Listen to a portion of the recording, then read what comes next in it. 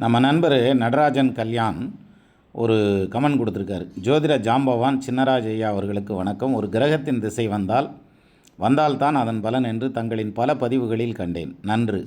ஆனால் அனைத்து கிரகங்களின் புத்தியும் ஒவ்வொரு திசைகளிலும் நடைபெறும் சமயங்களில் அதன் பலன் நடைபெறும் அல்லவா?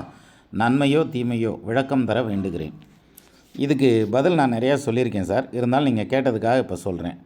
அதாவது திசை அப்படிங்கிறது இந்த கரண்ட்டெல்லாம் பைலான் டவரில் கொண்டு போவாங்கள்ல, அது மாதிரி மிகப்பெரிய விஷயம்.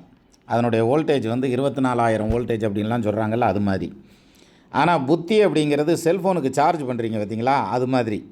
நிரந்தரமான பாதிப்புகளை புத்தி ஏற்படுத்தாது, ஆனால் நிலையான பாதிப்புகளை திசை ஏற்படுத்தும். அதனால தான் திசை பாதிக்கும். ஆனால் ஒரு கிரகத்தினுடைய திசையிலையும் ஒரு புத்தி ஒரு மாதிரி வேலை செய்யும். அதையும் நான் எக்ஸ்பிளைன் பண்ணியிருக்கேன், தேடி பாருங்கள், வீடியோ இருக்கும்.